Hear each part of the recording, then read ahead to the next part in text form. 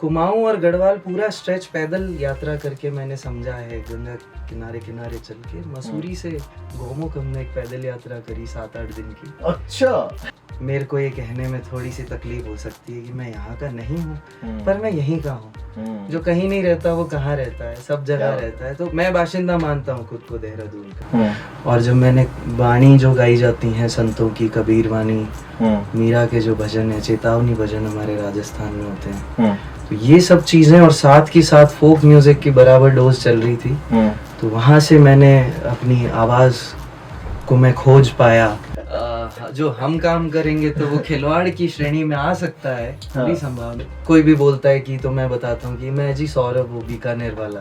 नाम रखने की बारी आई तो हमने कहा जी बीकानेर वाला। इससे ज्यादा मतलब जी रहा जाग रहा उन्हें रहा हो, जी रहा जाग रहा उन्हें रहा हो, चाले रोला खुश रह या हो, जी रहा जाग रहा उन्हें रहा हो।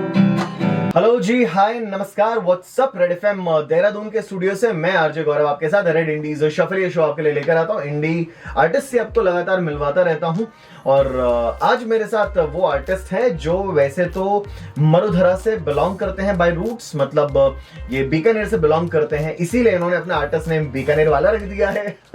और इनका उत्तराखंड से एक अलग ही प्रेम है, एक अलग ही लगाव है। देहरादून में इनका काफी समय व्यतीत होता है, काफी यहाँ पर ये समय बिताते हैं, परफॉर्मेंसेज वगैरह देते हैं, गिग्स इनके होते रहते हैं। तो सौरभ गहलोत इनका रियल नेम वैसे है और बीकानेर वाला इनका आर्टिस्ट नेम है। और बहुत कमाल का इनका म्यूजिक है। ये दोहे वगैरह जो हैं उनको अपना संगीत दिया करते हैं, या जो राइटिंग्स हैं आइकॉनिक राइटर्स की उनको अपना संगीत दिया करते हैं। बाकी ओरिजिनल्स भी इनके काफी हैं। तो सौरभ भाई, क्या हाल है? व्हाट्सअप, क्या हाल चाल? बहुत बढ़िया है। बहुत बहुत शुक्रिया मुझे यहाँ बुलाने के लिए।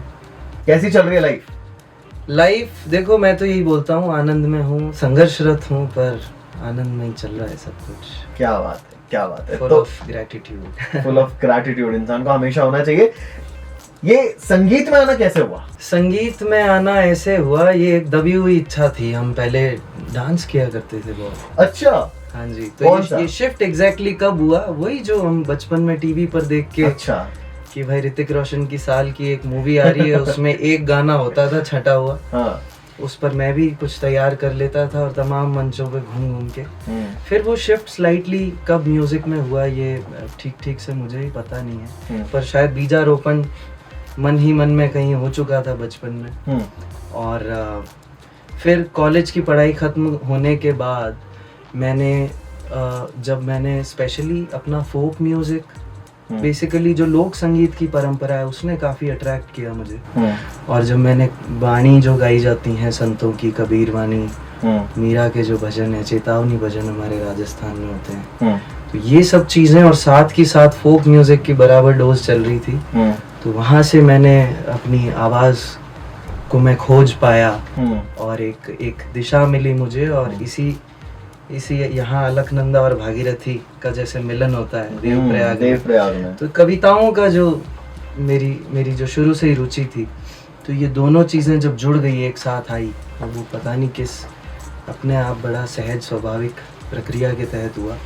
तो जब कविताएं मिली, संगीत की मेरी जो जर्नी चल रही थी, जो भी संक्षिप्त समझ थी है, वो दोनों जब जुड़ी और किताबों में से ढूंढ के कि यार ये इतनी बढ़िया बात है, क्यों ना इसे गाया जाए और ज़्यादा लोगों तक ये पहुँचेगी, इसकी मारक क्षमता है वो संगीत के जरिए बढ़ जाएगी, ये बात असरदार हो जाएगी और ज़्यादा। तो शायद उस चीज़ में मुझे बहुत ज़्यादा मैं उसमें ड्रिवन था और कहते हैं ना कि एकदम लगन के साथ उस काम को करता गया काफ़ी वक्त अपने बीकानेर में बैठ के बंद कमरे में।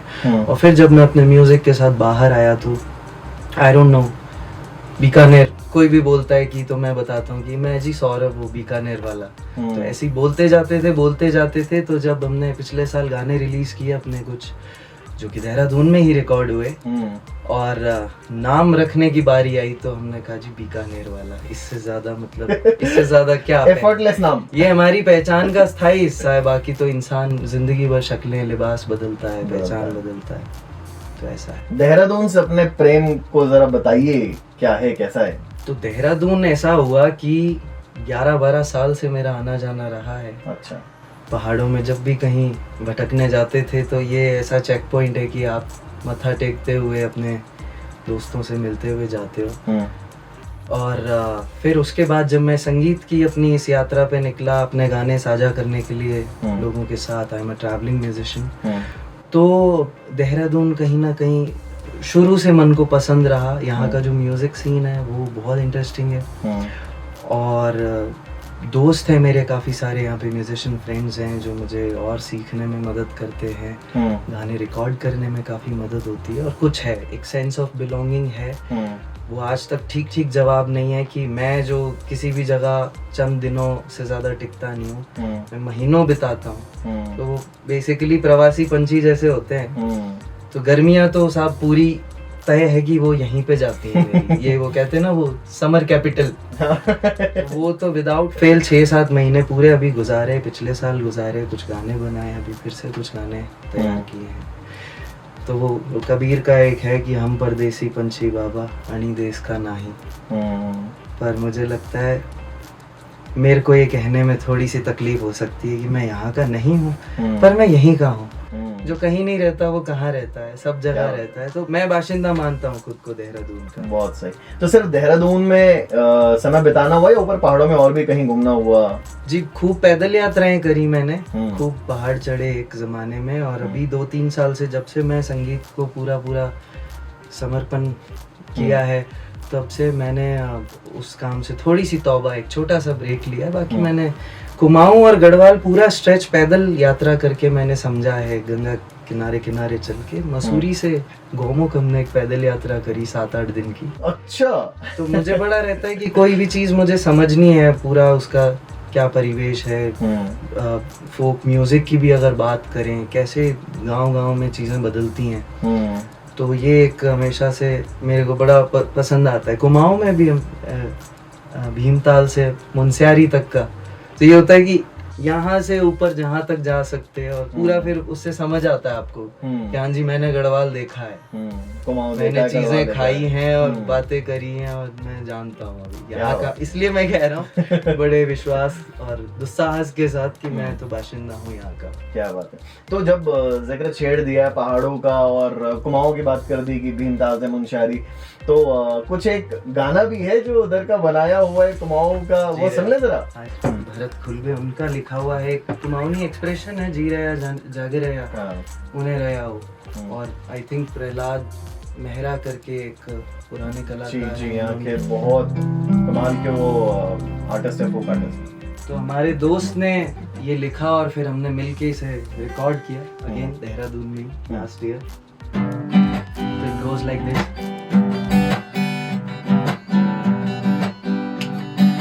जी रहा जाग रहा उन्हें रहा हो, जी रहा जाग रहा उन्हें रहा हो, जाले रोला खुश रहा हो, जी रहा जाग रहा उन्हें रहा हो।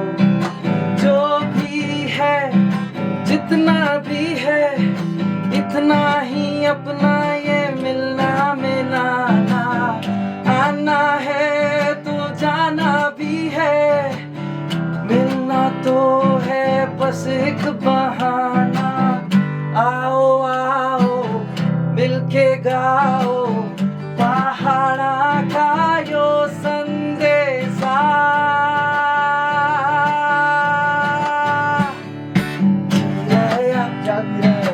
उन्हें रहा हो, जी रहा जाग रहा उन्हें रहा हो, चाले रोला खुश रहा हो, जी रहा जाग रहा उन्हें रहा हो, उन्हें रहा हो।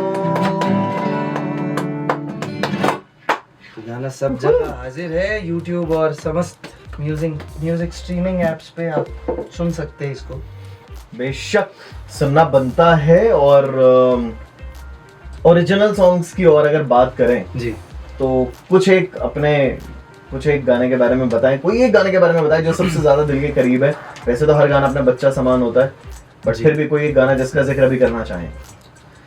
तो वैसे तो देखो, कितना भी कह दूं म्यूजिशियन हूँ ये सब है, मेरे को वाकई लगता है मैं हूँ डकैत। मतलब कि जो मेरे को पसंद आती है कविता चुरा लेता हूँ, चाहे 50-60 साल पुरानी फैज साहब की आज़ादी के पहले लिखी हुई गलियों के आवारा बेकार कुत्ते, कारण ये भी है कि वो आज भी रेलिवेंट है और आगे 50 साल भी रहेंगे आई एम श्योर, क्योंकि दुनिया तो बदल नहीं रही है। बेशक। तो पर ये सभी गानों में आई थिंक बहुत सारी चीज़ों पे काम हुआ है। एक गाना जो मेरी पहचान का हिस्सा बन गया है वो है जितना कम सामान रहेगा, क्या बात है, उतना सफर आसान रहेगा, हाय हाय, और जितनी भारी गठरी होगी उतना तू हैरान रहेगा। गोपाल दास नीरज साहब उनका लिखा हुआ, उनकी लिखी हुई ये कविता है। और जितना कम सामान रहेगा, जितना कम सामान रहेगा, उतना सफर आसान रहेगा। जितनी भारी गठरी होगी, जितनी भारी गठरी होगी, जितनी भारी गठरी होगी, उतना तू हैरान रहेगा। जितना कम सामान रहेगा, उतना सफर आसान रहेगा। ये गाना भी आप पूरा सुन सकते हैं YouTube पे और दूसरे म्यूजिक स्ट्रीमिंग एप्स पे। बहुत बहुत धन्यवाद। तो ये बताइए अब अपकमिंग क्या है, कुछ गानों पर काम चल रहा है, कुछ कोलैबोरेशंस पे काम चल रहा है, क्या चल रहा है? हाँ जी, तो अब मैं कुछ गुस्ताखियां करने के मूड में हूँ। तो इलेक्ट्रॉनिक म्यूजिक के साथ कुछ खिलवाड़ होगा जो हम काम करेंगे तो वो खिलवाड़ की श्रेणी में आ सकता है, पूरी संभावना है।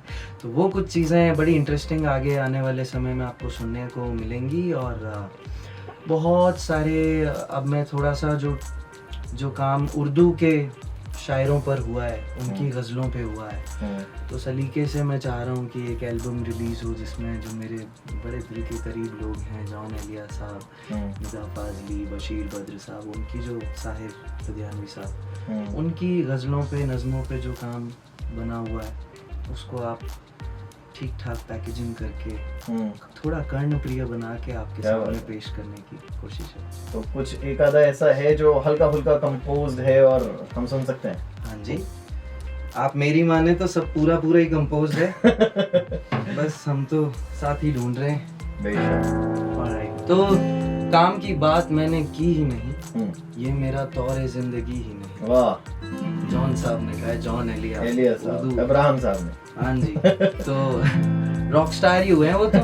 अगर वो इंस्टाग्राम पे अभी होते तो शायद ये उनका इंस्टा बायो होता। फॉर श्योर, है ना? For sure.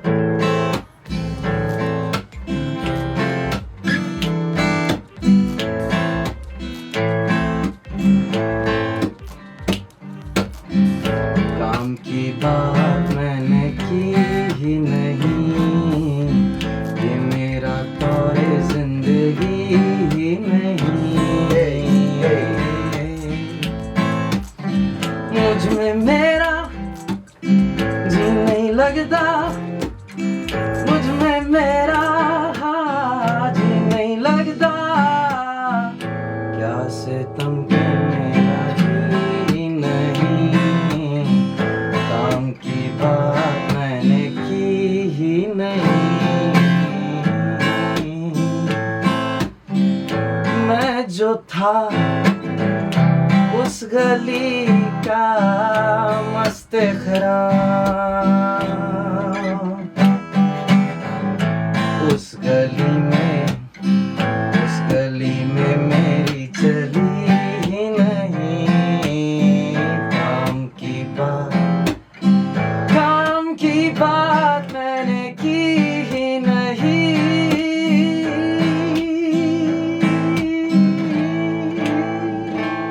एक शेर है इसमें, आगे मैं बोल देता हूँ। हाँ, इरशाद। कि वो जो रहती थी दिल मोहल्ले में, वो जो रहती थी दिल मोहल्ले में, फिर वो लड़की मुझे मिली नहीं, फिर वो लड़की मुझे मिली ही नहीं। क्या बात है। तो ये है हमारी खिलवाड़ की एक झलक। तो काम की बात इन्होंने चाहे नहीं की, लेकिन संगीत की बात भरपूर यहाँ पर की। सौरभ गहलोत भाई AKA बीकानेर वाला हमारे साथ में। सौरभ भाई के गानों को अगर आपने अभी तक एक्सप्लोर नहीं किया है तो जाइए, सुनिए, एक्सप्लोर कीजिए, जो भी ऑडियो स्ट्रीमिंग प्लेटफॉर्म्स हैं, यूट्यूब है, और प्यार बरसाइए। भाई को बीकानेर वाला नाम से मिल जाएगा भाई, सोशल मीडिया पर हर जगह फॉलो कर लीजिए, और जितना प्यार हो उतना बरसाइए।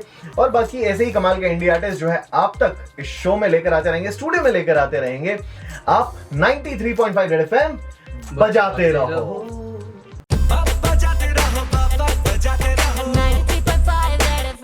बजाते रहो।